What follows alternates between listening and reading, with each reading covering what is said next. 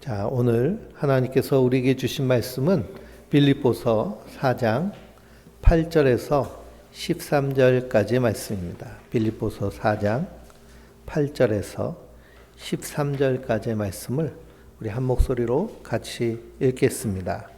끝으로 형제들아, 무엇에든지 참되며 무엇에든지 경건하며 무엇에든지 옳으며 무엇에든지 정결하며 무엇에든지 사랑받을 만하며 무엇에든지 칭찬받을 만하며 무슨 덕이 있든지 무슨 기림이 있든지 이것들을 생각하라. 너희는 내게 배우고 받고 듣고 본 바를 행하라. 그리하면 평강의 하나님이 너희와 함께 계시리라. 내가 주 안에서 크게 기뻐함은 너희가 나를 생각하던 것이 이제 다시 싹이 남이니 너희가 또한 이를 위하여 생각은 하였으나 기회가 없었느니라.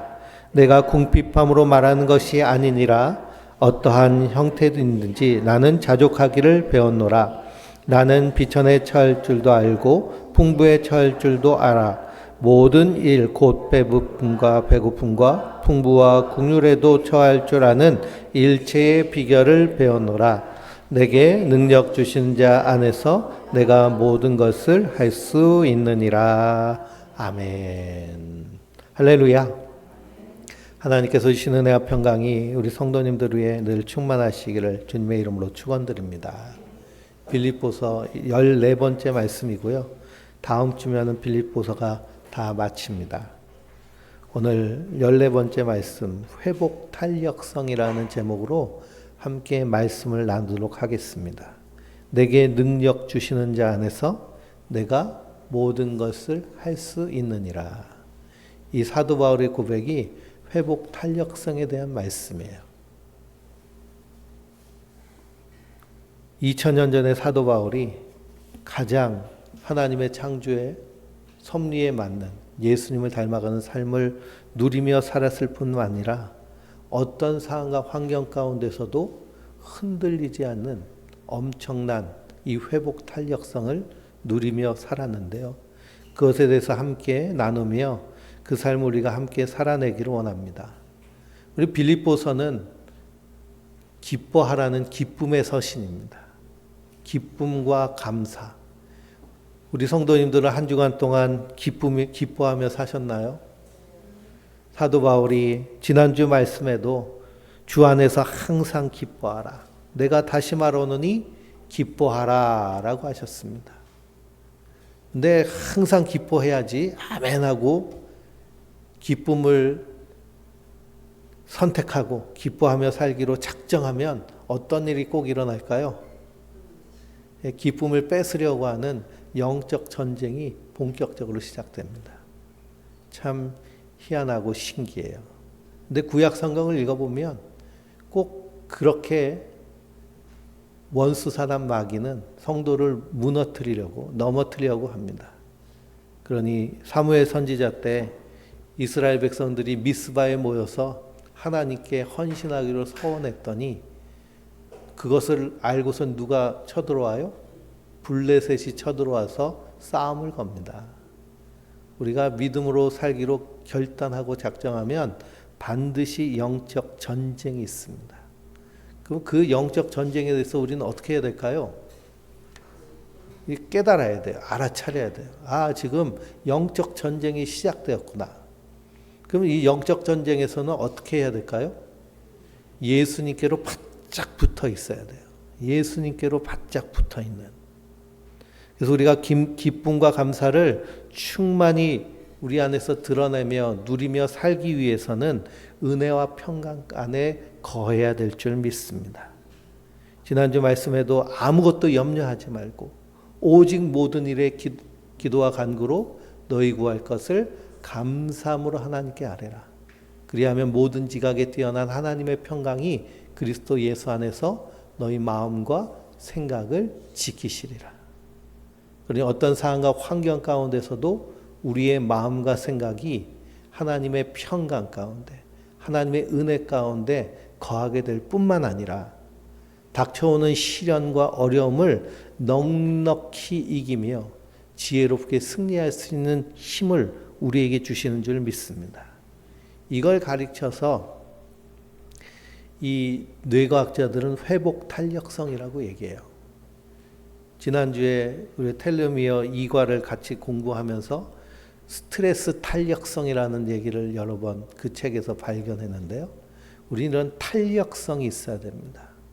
고난, 질병, 어려움, 도전은 우리 인생 가운데 항상 있어요. 그것을 우리는 피할 수 없습니다. 왜냐? 이 땅에 살고 있기 때문에.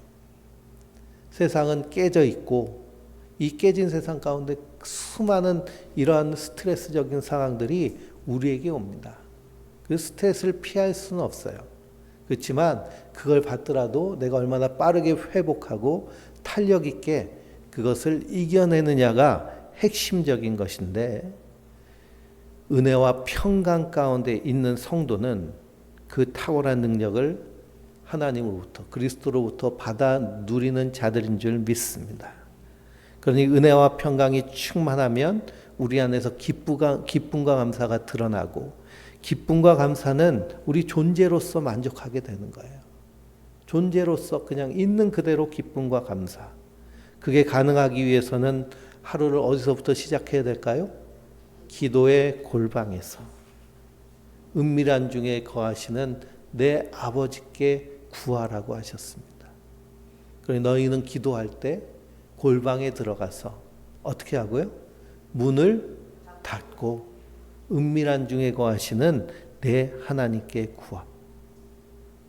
그럴 때 모든 지각에 뛰어난 하나님의 평강이 그리스도 예수 안에서 우리 안에서 충만하게 능력으로 나타나게 되는 줄 믿습니다. 그래서 이게 우리 안에서 선순환될 때 우리 안에 같은 마음으로, 한 마음으로 하나님을 섬기며 세상에서 빛과 소금의 역할을 감당하게 되는 줄 믿습니다. 그 한 마음은 누구의 마음일까요? 예수님의 마음이에요. 내 마음이 아니라 예수님의 마음. 내가 아니라 예수로. 그래서 너희 안에 이 마음을 품으라. 곧 그리스도 예수의 마음이니. 우리가 이 한 마음을 품고 이 땅에서 항상 기뻐할 수 있습니다. 우리는 이 땅만 바라보는 자들이 아니라 어디까지 바라보는 자들일까요? 저 하나님 나라까지 바라보는 자들이에요.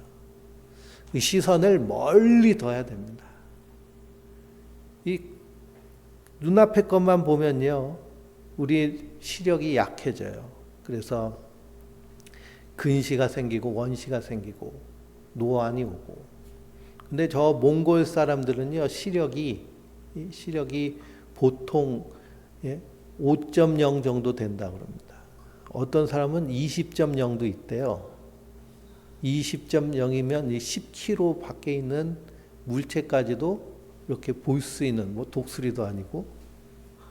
그럼 그 사람들은 왜 그렇게 잘 볼까요? 이 몽골 가보시면요, 막힌 게 없어요. 다 초원이에요. 초원, 푸른 초원. 그러니까 멀리만 볼 수밖에 없어요.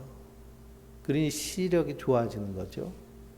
우리 그리스도인들은 이 땅의 것만 바라보는 자들이 아니라 시선을 멀리 두고 사는 자들입니다. 우린 100m 단거리 선수들이 아니라 42.19km를 달리는 마라톤 선수와 같아요. 그래서 인생을 전이, 여정이라고 얘기합니다. 그러니 42.19km를 우리가 100m 뛰듯이 뛸 수 있을까요? 아니죠. 긴 호흡을 가지고, 그리고 나의 리듬에 맞춰서 착착착착 뛰어야 됩니다. 제가 조깅을 자주 하는데요. 일주일에 3번은 하려고 노력을 하는데요. 4번도 하고, 운동장에 가서 자주 뛰어요. 그 운동장에는 요즘 이 러닝 붐이 일어서 러닝 크루들을, 그러니까 동호회가 이렇게 뜁니다. 젊은 친구들. 그 친구들은 어떻게 뛸까요? 예, 정신없이 뛰어요. 제가 한 바퀴 뛸 때 어떤 사람은 3바퀴 뛰는 사람도 있고요. 근데 젊은 여자친구들도요, 여성들도 잘 뛰어요. 그러니까 제가 뛰는 속도는요, 거기 젊은 여성 중에 못 뛰는, 천천히 뛰는 수준으로 뛰더라고요. 근데 내가 잘 뛰어보겠다 하고서는 막 뛰면 어떻게 될까요? 제가 그렇게 한번 뛴 적이 있거든요. 그래가지고 그렇게 따라 뛰었어요. 그랬더니 얼마 있다가 이 정강이에 피로골절이 오더라고요. 그래가지고 3달 동안 못 뛰었습니다. 그러니 자기의 리듬에 맞춰서 멀리를 바라보고, 우리 그리스도인들은요 알파부터 오메가까지 다 보고 있는 자들이에요. 왜일까요? 성경을 통해 계시받은 자이기 때문에.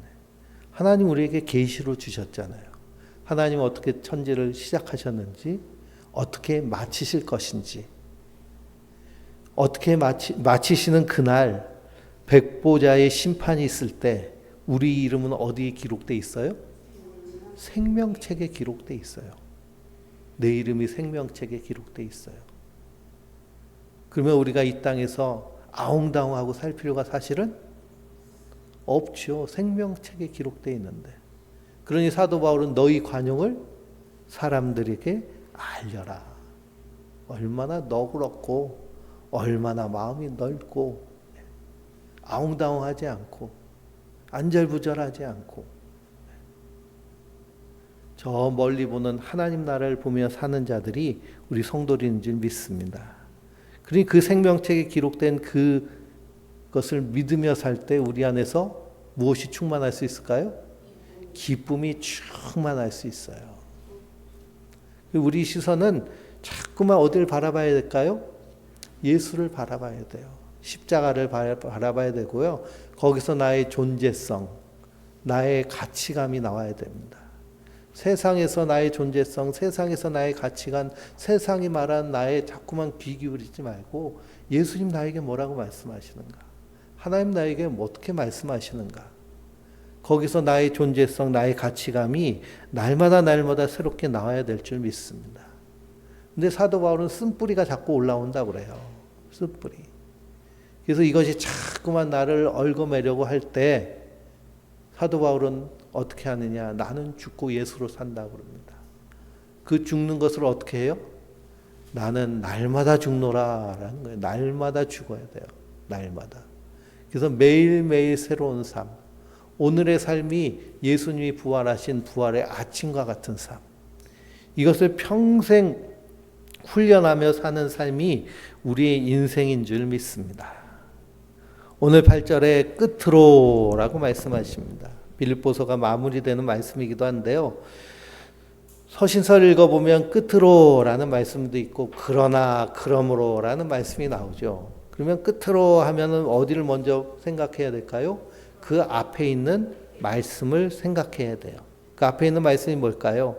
아무것도 염려하지 말고 다만 모든 일에 기도와 간구로 너희 구할 것을 감사함을 아뢰라. 그리하면 모든 지각에 뛰어난 하나님의 평강이 그리스도 예수 안에서 너희 마음과 생각을 지키시리라. 우리 안에 염려가 들어오면요, 이 말씀을 좀 외우고 그냥 힘들고 어렵고 스트레스 받으면 사실 기도도 잘 안 되죠. 그럴 때는 어떻게 하는 게 좋을까요? 호흡에 집중하면서 이 말씀을 계속 내 안에서 부정적인 반추가 일어나지 않도록 아무것도 염려하지 말고 오직 모든 일에 기도와 간구로 너희 구할 것을 하나님께 아뢰라. 그리하면 모든 지각에 뛰어난 하나님의 평강이 그리스도 예수 안에서 너희 마음과 생각을 지키시리라. 이 말씀을 계속 우리 안에서 강력하게 주장해야 될 줄 믿습니다.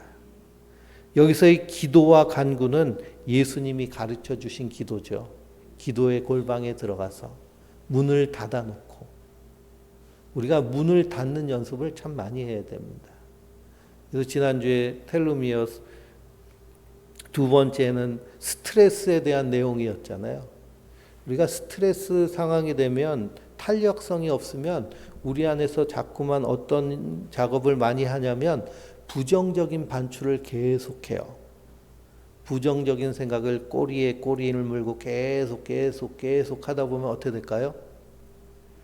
잠도 안 와서요. 그냥 하루 꼴딱 새고 온몸의 에너지가 쫙 달아버리고 또 내 몸에 이제 호르몬도 막 엉망진창이 되고 그러면 이제 텔로미어도 막 획기적으로 짧아지고 그러면서 폭삭 늙어버리는 거죠. 그렇죠? 예. 그래서 그걸 어떻게 해야 될까요? 멈춰야 돼요. 멈춰야 돼요. 그 멈추는 것이 문을 닫아 놓는 거예요. 문을 닫기 위해서 우리가 명상을 하는, 침묵으로. 그래서 내 머릿속까지도 이 부정적인 반출을 멈춰버리는. 그래서 과학자들이 연구를 했더니 그 작업을 어떻게 하면 되냐, 나의 호흡에 집중하는 명상을 하면 된다는 걸 얘기합니다. 이 명상은 불교나 힌두교나 뭐 도교, 뭐 도 닦는다 그러죠. 거기에만 있는 것이 아니라 기독교 전통에도 있어요. 분명히. 그리고 기독교 전통에도 이것은 1500년 이상 전부터 사막의 교부들, 수도원 영성 가운데 있는 내용들입니다. 그래서 수도원 영성, 그것은 로마 제국이 기독교를 국교화시키고 나서 교회가 공동체였는데요. 초대교회는 공동체였어요. 가족과 같은 공동체. 그래서 성경 읽어보면 다 누구의 집에 있는 교회라는 표현 나오거든요. 빌립보 교회는 유오디아나 순두개의 가정에서부터 모여서 거기서 예배드리는 가족 공동체와 같은 형태를 띠었습니다. 근데 로마 제국의 콘스탄틴 제제가 기독교인이 돼요. 황제가 기독교인이 되니까 백성들은 다 따라서 기독교인이 되는 거죠. 그러니까 그 전에 뭐 아폴로를 믿었던 그런 종교도 있고 비너스를 섬겼던 종교도 있고 막 그런 데들이 하루아침에 뭐가 될까요? 하루아침에 실업자가 되게 생겼잖아요. 그러니까 어떻게 했을까요? 간판을 갈았어요. 그래서 비너스 신상을 띄워버리고 십자가를 달고 예수님 모습을 하고 마리아 신상을 세우고 그러면서 교회가 공동체에서 이제는 종교 형태로 변해요. 그래서 사제와 평신도로. 사제와 평신도로 나누면서 교회가 계급화되고 그리고 종교화됐어요. 그러면서 이 초대교회의 영성을 잃어버렸어요. 그리고 그 당시에 있는 로마의 여러 가지 다신 종교들과 혼합되는 일이 생겼어요. 그래서 많은 신실한 기독교인들이 그 종교에 머물러 있는 기독교에 만족하지 못하고 사막으로 들어가서 혹은 산맥으로 들어가서 거기서 공동체를 이루며 살기 시작한 것이 수도원이에요. 이 수도원에서 시작되는 영성 중에 4가지 체계가 있어요. 첫 번째는 렉시오 디비나, 거룩한 독서. 하나님의 말씀을 깊이 묵상하는 거예요. 그래서 내 삶 가운데 완전히 내재되도록. 말씀을 많이 읽는 게 중요한 것이 아니고요. 한 구절 한 말씀을 읽더라도 그 말씀을 내 삶 가운데 완전히 내재화시키고 그 삶을 살아내는 것이 중요하죠. 그러니 항상 기뻐하라. 내가 다시 말하노니 기뻐하라. 이 말씀을 가지고 그냥 하루 종일 묵상하는 렉시오 디비나. 그리고 오라티오. 이 말씀을 가지고 하나님께 예배하며 찬미하는 예배. 그리고 메디타티오. 그래서 문을 닫아 놓는, 그래서 나를 고요하게 만드는 그런 명상. 묵상기도, 침묵기도라고도 얘기하고요. 그 다음에 컨테프락시오. 그래서 관상기도라고 해서 하나님을 내가 얼굴을 마주보고 하나님을 대하는 거예요. 거기서 드리는 기도는 친교의 기도. 예수님이 가르쳐 주신 하나님을 위한 기도, 사역을 위한 기도. 하나님의 명예와 통치와 사역, 그리고 우리의 관계와 생활 방식과 영적 전쟁을 위한 기도. 이것이 기독교의 오랜 수도원 영성의 그런 기도의 전통이에요. 근데 한국 교회는 이것을 잊어버리고 간구만 배웠어요. 왜 그러냐? 너무나 어려운 시대에 암흑기에 기독교가 전파되었어요. 그래서 3.1 운동, 나라를 빼앗겼을 때 독립운동을 한 대부분의 사람들이 어떤 사람들일까요? 기독교인들이에요. 나라를, 하나님 주신 나라를 다시 되찾기 위한 독립운동을 하고, 또 6.25가 터져서 나라가 완전히 폐허가 됐을 때 너무 가난하고 힘들고 어려워서 살기 위해서 생존을 위해 하나님께 기도한 간구들. 그것이 오랜 전통이 되다 보니까 우리가 하나님께 친교의 기도와 그리고 사역을 위한 기도를 이렇게 많이 잊어버렸습니다. 우리가 하나님께 우리의 필요를 구하는 간구는 반드시 있어야 되는데요. 그 전에 기도와 간구라는 표현이 분명히 나오고 있습니다. 그래서 우리가 이 기도와 간구로 하나님께 나아가며 그 풍성함을 누려야겠죠. 그래서 끝으로 형제들아 라고 말씀하고 있습니다. 끝으로. 그건 그 앞에 아무것도 염려하지 말고 그 말씀에 이어진. 그래서 이것들을 생각하라 라고 말하고 있는데요. 8절을 같이 읽어볼까요? 끝으로 형제들아 무엇에든지 참되며 무엇에든지 경건하며 무엇에든지 오르며 무엇에든지 정결하며 무엇에든지 사랑받을 만하며 무엇에든지 칭찬받을 만하며 무슨 덕이 있든지 무슨 기림이 있든지 이것들을 생각하라 그랬습니다. 세번역 성경 주보에 제가 올려놨는데 한번 같이 읽어볼까요? 마지막으로 형제자매 여러분 무엇에든지 참된 것과 무엇에든지 경건한 것과 무엇이든지 옳은 것과 무엇이든지 순결한 것과 무엇인지 사랑스러운 것과 무엇이든지 영예로운 것과 또 덕이 되고 칭찬만한 것 있으면 이것들을 생각하십시오 그랬습니다. 이 모든 것들을 생각하십시오. 그러니 성도는 이 땅에서 그 하나님의 은혜와 평강을 누릴 뿐만 아니라 그 누림을 세상 가운데 드러내야 돼요. 드러내는 모습이 참된 모습으로, 경건한 모습으로, 그리고 진실한 모습으로, 순결한 모습으로, 사랑스러운 모습으로, 또 명예스러운 모습으로, 또 덕이 되고 칭찬받을 만한 모습으로 드러나야 될 줄 믿습니다.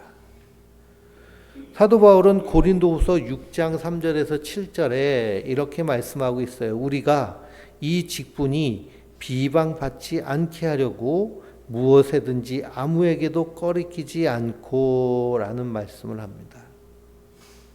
그러니까 우리가 이 땅에서 그렇게 사는 이유는 뭘까요? 예수님의 사랑 때문에. 뿐만 아니라 이 사랑, 그 예수님께서 주신 이 놀라운 사랑이 세상 사람들에게 오해받지 않도록 하기 위해서라도 우리가 이렇게 살아내는 겁니다. 그리스도인으로서의 명예를 지켜내는 것이죠. 그러기 위해서 사도 바울은 9절에 너희는 내게 배우고 받고 듣고 본바를 행하라 라고 말하고 있습니다. 그럼 사도 바울은 누구에게 배우고 누구에게 받고 누구에게 듣고 누구에게 보았을까요?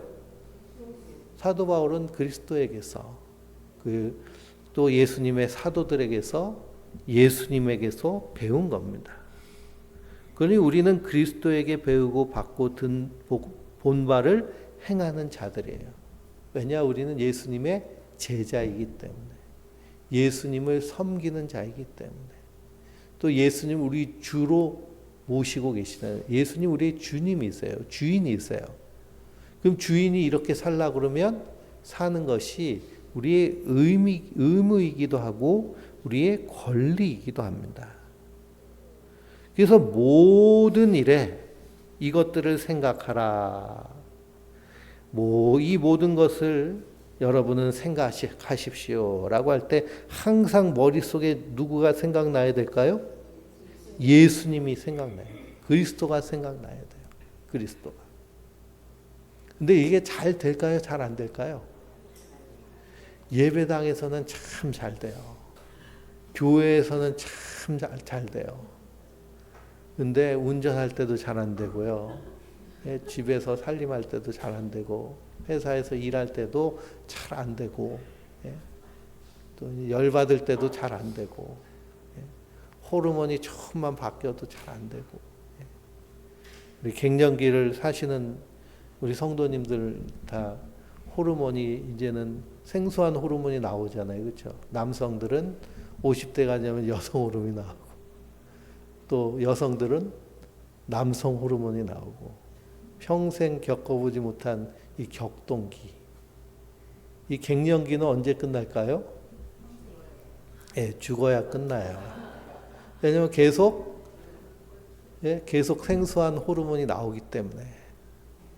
그래서 여성들은 점점 과격해지고 남성들은 점점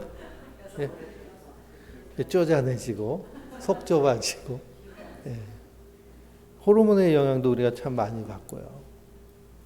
또 이 세상의 영향도 많이 받습니다. 그래서 이것이 우리에게 영적 전쟁과 같아요. 그러면 우리가 어떻게 해야 될까요?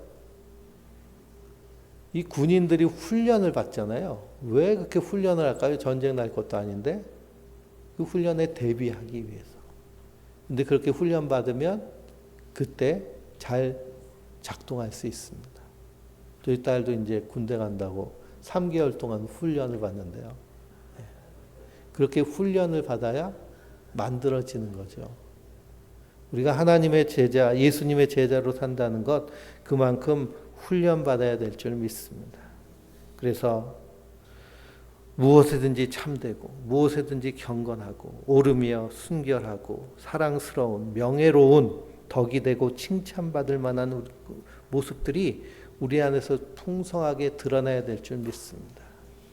그런데 한국교회가 한국 사회 가운데서 손가락질 당하고 조롱당하고 웃음거리가 되고 하는 것은 왜 그럴까요? 이것을 생각하지 않았기 때문에, 예수님을 생각하지 않았기 때문에. 교회의 주인은 예수님이신데 다른 것이 주인이 되어서 오히려 십자가의 원수로 행하게 됐습니다. 그러니 요즘 뉴스를 보면 통일교 얘기도 나오고 신천지 얘기도 나오고, 그래서 엄청나게 정치인을 통해서 정치 자금도 되고 편법적으로 그래서 비호받고 보호받고, 그 한국교회가 신천지에게 큰 피해를 많이 당했는데요. 뭐 산업긴기 한다고 몰래 침투해가지고 다 불만 만들게 하고 교회를 가르고 산업기기 한다고 그래가지고 성도들을 빼가고, 우리 같은 교회는 아주 그냥 목사를 포섭해가지고 신천지로 넘어가게 만들고, 그런 교회들도 실제로 많아요. 위장교회 만들어가지고 새로 전도해 오면 또 속이고. 서울에서는 청년 페스티벌을 했는데 어디가 한 거예요? 신천지인가 한 건데요. 서울시가 그걸 후원했어요. 모르고 한 거겠죠. 위장하는, 속이는. 그걸로 그냥 재미 보는. 근데 거기에 비슷하게 한국교회가 끌려가고 있다면 우리가 한번 생각해 볼 일이죠. 정말 예수님이 주인이신가? 나의 주인은 정말 예수님이신가? 또 우리 공동체의 주인은 예수님이신가? 이것이 분명해야 될 줄 믿습니다. 그래서 사도 바울은 경건의 모양은 있으나 경건의 능력은 부인하는 자들에게서 떠나가라고 하셨거든요. 그리고 우리 마음과 생각 가운데 이 모든 일에 그리스도로 생각하는 그런 훈련이 돼야 될 줄 믿습니다. 그래서 너희는 내게 배우고 받고 듣고 본 바를 행하라. 그리하면 평강의 하나님이 너희와 함께 계시리라 라고 하셨습니다. 그리고 우리는 무엇을 통해서 예수님을 배우고 받고 듣고 볼 수 있을까요? 하나님의 말씀인 성경을 통해서입니다. 이 성경의 모든 명령은 하나님의 의지가 담겨져 있어요. 그래서 하나님의 의지에 따라, 하나님의 뜻에 따라 모든 일에 그리스도를 생각하는. 그런데 이렇게 그리스도를 생각하고 그리스도를 따를 때 우리 안에서 하나님이 어떻게 하시겠다는 걸까요? 평강을 주신 뿐만 아니라 선한 일을 시작하시겠다는 겁니다. 그래서 사도 바울은 빌립보서 1장 6절 앞부분에 너희 안에 착한 일을 시작하신 이가 그리스도 예수의 날까지 이루실 줄을 우리는 확신하노라 그랬습니다. 확신하노라. 그러니 우리는 이 시간 속에서 살아가고 있지만 그러나 그 안에서 누가 일하시는 거예요? 하나님이 일하심을 확신하며 사는 거예요. 그래서 아무것도 염려하지 말고 모든 일 기도와 간구를 할 뿐만 아니라 사도 바울은 오늘 말씀의 마지막 내게 능력 주시는 자 안에서 내가 모든 것을 할 수 있느니라 라는 이런 선언적 그런 삶을 살아냅니다. 그리스도 위에 굳게 서는 그것은 힘이 있어야 돼요. 다리에 힘이 없으면 오래 서 있기 힘들죠. 근력이 약하면요, 어떤 동작이나 운동을 하는데 힘듭니다. 어려워요. 마찬가지로 우리가 그리스도를 생각하고 그리스도 안에 거한다는 것, 우리 안에 필요한 것은 무엇이냐면 우리의 마음 근력이 필요해요. 마음에도 근력, 힘이 있어야 됩니다. 마음의 힘, 마음 근력. 마음의 근력이 힘이 있으면 모든 두려움에서 벗어날 수 있어요. 우리 마음이 연약해지는 것은 두려움 때문입니다. 세상이 오는 두려움, 그리고 내 안에서 부정적인 기억들이 주는 두려움, 그리고 세상이 계속 우리 안에서 가스라이팅하는 그런 일들. 우리가 왜 보험 들까요? 사실 겁나서 드는 거예요. 제가 운전을 94년도부터 했는데요. 크게 사고 낸 적 몇 번 없고 2번 사고 났던 것 같아요. 근데도 매년 자동차 보험을 들잖아요. 그렇죠? 왜 그럴까요? 항상 우리 안에 이런 두려움이 있습니다. 그래서 세상은 계속 끊임없이 우리에게 두려움을 통해서 마케팅을 해요. 그래서 특히 건강의 문제라든지 재정의 문제라든지 그런 것들. 두려움을 통해 마케팅을 하는데요.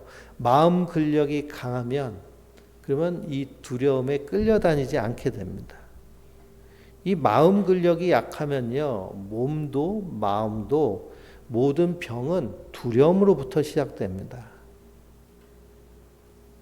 그러니 정신적인 질병, 우울증이라든지 여러 가지 정신 그런 신경증들, 불안장애, 장애 이런 거 많이 있잖아요. 그렇죠? 왜 그럴까요? 자꾸만 두려움이 엄습해오고 그 두려움을 내가 회복 탄력성 있게 튕겨내지 못하면 이게 나를 지배하게 돼요. 오랫동안 지속하게 되죠. 그래서 그것을 만성화, 신체화된다 그러면 우리의 몸에서 나오는 호르몬들이 이상해져요. 그래서 계속 스트레스 호르몬이 나오고 그리고 그 스트레스 호르몬과 과도한 도파민 때문에 불안이 계속 엄습해 있죠. 마음 근력이 약해서 그래요. 신체적으로도 마찬가지입니다. 그렇게 불안이 계속되면 결국 그게 스트레스죠. 그러면 우리의 텔로미어는 극단적으로 짧아지고 그래서 이 텔로미어에 가장 영향을 받는 세포가 T세포라고 그러잖아요. 그러니 면역 세포가 약해져서 면역력이 약해지고 온갖 신체 기능이 약해지고 그리고 노화가 빨리 오게 되죠. 그러니 병원에 가서 아무리 진찰을 해도 별 이상이 없는데 계속 어디가 쑤시고 아프고 계속 그러면 어디에 문제가 있을까요? 예? 마음의 근력에 문제가 있는 거예요. 그럼 마음은 어디 있을까요? 마음은 우리 뇌가 마음인 거예요. 우리 뇌의 문제예요. 그리고 마음 근력이 약하면 성취 역량과 수행 능력이 약해지죠. 반대로 우리 마음 근력이 강하면 성취 역량과 수행 능력이 향상돼요. 사도 바울 같이 이런 엄청난 성취 역량, 수행 능력, 해석 능력, 감옥에 들어가 있는데도 지금 우리 감옥에 전직 대통령 부부가 들어가 있잖아요. 그렇죠? 완전히 다르죠. 감옥에 들어갔는데도. 이번에 8.15 사면 때 그 조국 혁신당 조국 씨가 사면이 됐는데요. 나올 때 보니까 어때요? 잘생기고 멋있고 씩씩하고 늠름하고, 예. 이제 뭐 감옥에서 마치 힐링하다 나온 것처럼 번듯하게. 그게 다 무슨 차이일까요? 마음 근력 차이예요. 마음 근력.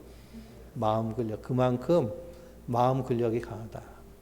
만약 우리가 똑같은 일을 당했으면 어떻게 됐을까요? 예? 우리 딸이 대학교 때 다 뭐 실습하잖아요. 예, 사회복지 전공도 했으니까요. 그 자격증 따려면은 그 실습을 해야 되거든요. 실습 시간이 있어요. 가가지고 몇 시간을 해야 되는데 어떨 때 보면 좀 보너스로 줄 때도 있죠, 그렇죠?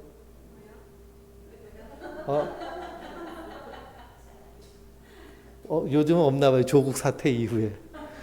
제가 그 인천에 있을 때는 은광원이라는 그 중증 장애인 그 학교랑 시설이 있었는데 거기 이제 제가 있던 교회 성도님들이 거기서 사회복지사로도 있고 그 보호사로도 있고 그래서 우리 고등학교 아이들 그 있죠, 생활 그 봉사활동 하는 거 거기 자주 갔어요.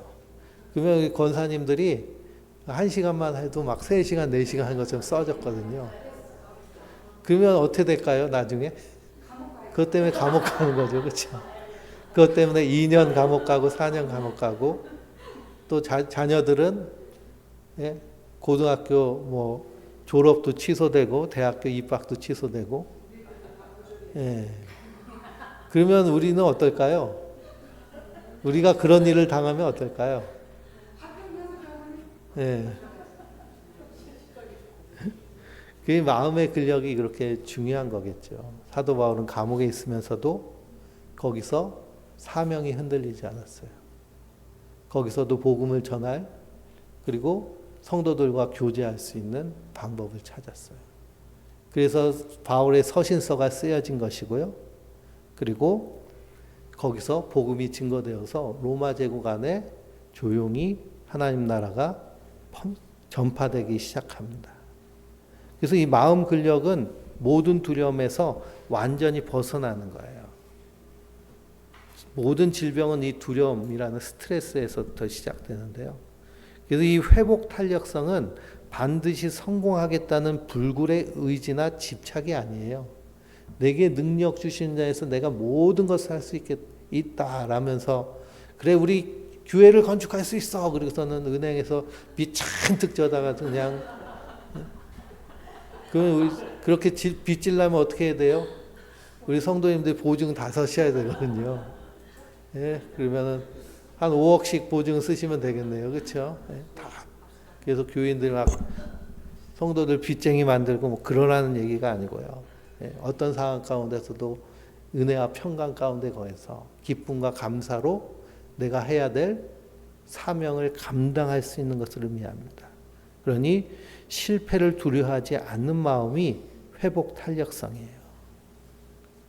그 시작은 어디서부터 오느냐 하면 우리가 어떻게 숨쉬고 사느냐, 호흡에서부터 시작되고요. 하나님과의 그 기도의 시간에 어떻게 문을 닫고 내가 세상과 단절하고 하나님께 집중하느냐의 핵심입니다. 그러니 주 안에 거하는 것, 이것들을 생각하는 것은 마음의 힘이에요. 나는 왜 이렇게 스트레스 받으면 그런 거 생각하지 못하고 자꾸 부정적인 걸 반추할까라고 하면 뭐가 약하기 때문에 그럴까요? 마음의 근력이 약하기 때문에, 내 뇌의 근력이 약하기 때문에. 그럼 어떻게 하면 될까요? 예? 뇌 운동을 하면 되겠죠. 뇌 운동. 이 헬스를 하면요, 무거운 걸 계속 들잖아요. 제가 허리 디스크 수술 2번이나 해가지고 웬만하면 무거운 걸 잘 들진 않는데요. 그래도 힘은 세요. 왜 그럴까요? 예, 근력 운동을 많이 하니까, 예, 무거운 걸 잘 들 수 있습니다. 근데 생전 안 하다가 들으면 들려지나요? 안 들려지죠. 들지 못합니다. 우리의 마음의 근력, 뇌도 마찬가지예요. 그래서 우리가 오후 시간에는 이 뇌 운동에 대해서 또 제가 말씀을 드리려고 하는데요. 그러니 사도 바울은 이것이 아주 잘된 사람. 그 시작은 무엇이냐? 기도와 간구가, 기도의 골방이 사도 바울은 완전하게 하나님 앞에 서 있는 사람이기 때문에 그렇습니다. 10절 말씀을 보면 내가 주 안에서 크게 기뻐함은 너희가 나를 생각하던 것이 이제 다시 싹이 남이니 너희가 또한 이를 위하여 생각은 하였으나 기회가 없었느니라 라고 얘기하고 있습니다. 이 사도 바울이 크게 기뻐한 일은 뭘까요? 빌립보 교회 성도들이 복음에 참여하기 때문에 한 마음으로 동참하였기 때문이에요. 다음 주에 말씀에 연결되는데요. 빌립보 교회 성도들은 연보를 보내서 사도 바울을 도왔습니다. 사도 바울의 사역은 이 성도들이 연보를 보내면 그것으로 사역을 했고요. 근데 그것이 없으면은 천막 만들어 가지고 그래서 사역을 하고 그렇게 자비랑도 하면서 또 헌금을 통해서 사역도 하고 하는 두 가지를 병행했습니다. 빌립보 교회는 사도 바울을 끝까지 도운 교회였어요. 근데 고린도전서를 읽어보면 사도 바울이 고린도 교회에게는 연보 얘기를 안 해요. 왜냐 그들이 그것을 하나님의 은혜로 감당할 그런 분량이 안 되기 때문에 그렇습니다. 그러나 빌립보 교회는 그렇게 헌신할 수 있는 그런 하나님 나라의 한 마음을 품은 사람이기 때문에 그래서 주 안에서 기뻐한다라고 얘기합니다. 하나님의 일에 동참하였기 때문에. 그러니까 우리도 주 안에서 하나님의 일에 함께 동참하는 자들이 되어야겠습니다. 그리고 이제 11절에 내가 궁핍함으로 말하는 것이 아니라 어떠한 형편에든지 나는 자족하기를 배웠노니 라고 말하고 있습니다. 자족하기를 배웠어요. 비천에 처할 줄도 알고 풍부에 처할 줄도 알아 모든 일 곧 배부름과 배고픔과 풍부와 궁핍에도 처할 줄 아는 일체의 비결을 배웠노라 그랬습니다. 그러면서 내게 능력 주시는 자 안에서 내가 모든 것을 할 수 있느니라. 우리가 세상이 말하는 자족과 성경이 말하는 자족은 좀 달라요. 세상이 말하는 자족은 스스로 만족하는 겁니다. 그래서 안빈 자족, 안빈 낙도 이런 얘기 들어보셨죠? 이게 도교 사상인데요. 가난한 가운데도 편안하고 자족하면서 도를 즐긴다라는 말입니다. 나무를 먹고 물 먹고 팔을 베고 누웠으니 즐거움이 그 안에 있고 의롭지 않게 부귀를 누리면 나에게 뜬 구름과 같다. 이게 논어에 나오는 말씀이거든요. 동양의 문화 가운데서 이 자족에 대한 내용들이 많이 나옵니다. 그래서 이 동양에서 시작되는 미니멀 라이프는 이런 개념이기도 해요. 그럼 사도 바울이 말한 이 자족과 도교가 말한 자족이 동일할까요? 그렇지 않아요. 성경에서 말씀하는 사도 바울이 말하는 자족은 그리스도 안에서 자족함입니다. 사도 바울은 사역하면서 질병을 많이 달고 산 분이세요. 그래서 안질이 있다고도 얘기하고 간질이 있다고도 얘기합니다.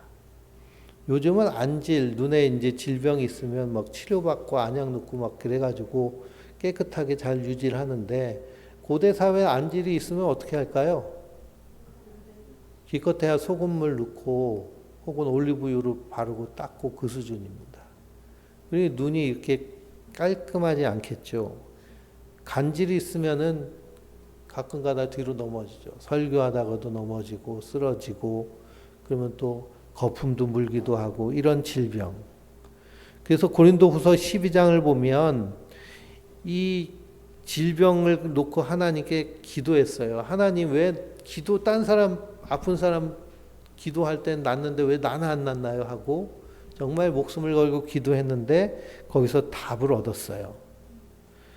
그게 뭘까요? 내 은혜가 내게 족하다. 내 은혜가 내게 족하다. 너 그렇게 그냥 살아.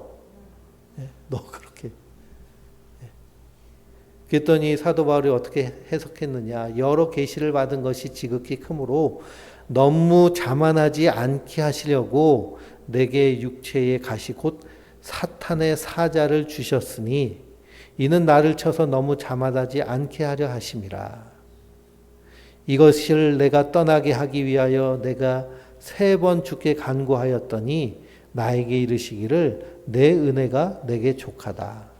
이는 내 능력이 약한 데서 온전하여 짐이라 하신지라. 그래서 내가 약한 그때가 강함이라 라고 고백을 합니다. 그러니 이 성도가 내게 능력 주신 자에서 내가 모든 것을 할 수 있느니라 라고 하는 자족하는 은혜는 고난 가운데서 하나님을 경험하고 고백하는 자족이에요. 고난을 겪어봤더니 고난 속에서 누구를 만나요? 예수님을 만나요. 하나님의 일하심을 경험해요. 약할 때 내가 아파가지고 겨우 했는데 더 하나님의 역사가 일어나는 거예요. 내가 막 의욕을 가지고 할 때는 의욕을 가지고 한 게 사도 바울이 그 아테네에서 복음을 증거한 거거든요. 자기의 언변과 자기의 철학적 사고를 가지고 그들과 함께 논쟁하면서 복음을 전했는데 아무 열매 없었어요. 그런데 그냥 고난받으면서 박해받으면서 돌에 맞으면서 유대인들이 보낸 깡패에 쫓기면서 복음을 전했는데 아픈 상황 가운데 복음을 전했는데 오히려 교회가 더 든든히 세워져요. 빌립보 교회는 어떤 상황이었어요? 감옥에 갔잖아요. 밤새도록 매 맞고 빨가벗겨서 감옥에 갇혀가지고 이게 뭔 모습이냐라고 했는데 그때 하나님이 일하시는, 그러니 하나님의 일하심 안에서 자족하는 거예요. 성도는 자족하면 하나님이 일하시는 거예요. 또 우리의 이름이 어디에 기록되어 있어요? 생명책에 기록되어 있기 때문에 이 자족하는 마음이 있으면 경건에 우리가 큰 이익이 되는 줄 믿습니다. 그래서 우리는 이 땅에서 고난 가운데서 일하시는 하나님을 경험하며 십자가의 능력을 체험하였기 때문에 자족하고 만족하는 거예요. 그래서 내게 능력 주시는 자 안에서 내가 모든 것을 할 수 있느니라. 은혜 안에 거하기 때문에, 은혜와 평강이 충만하기 때문에 어떤 상황 가운데서도 기쁨과 감사가 끊이지 아니하고, 그 기쁨과 감사는 존재로서의 감사일 뿐만 아니라 기도의 골방에서 하나님과 깊은 영적인 나눔 가운데서 누리게 되는, 그래서 이것을 나중에 뇌과학자들이 마음 근력이라고 표현한, 그러니까 뇌가 엄청나게 강한 거죠. 힘이 센 겁니다. 그것이 그리스도인이 이 땅에서 사는 삶의 모습인 줄 믿습니다. 우리 안에 이 강력한 내게 능력 주신 자에서 내가 모든 것을 할 수 있느니라 라고 하는 이 회복 탄력성, 마음의 근력이 풍성해야겠습니다. 그래서 그러기 위해서 우리가 어디에 집중해야 될까요? 기도의 골방에서 하나님과 깊은 친교의 기도, 그리고 사역의 기도, 거기에 앞서서 문을 탁 닫아놓는, 그래서 하나님과만 그 깊은 기도의 컨테플락티오, 관상의 과정 가운데서 풍성하게 누리게 되는 줄 믿습니다.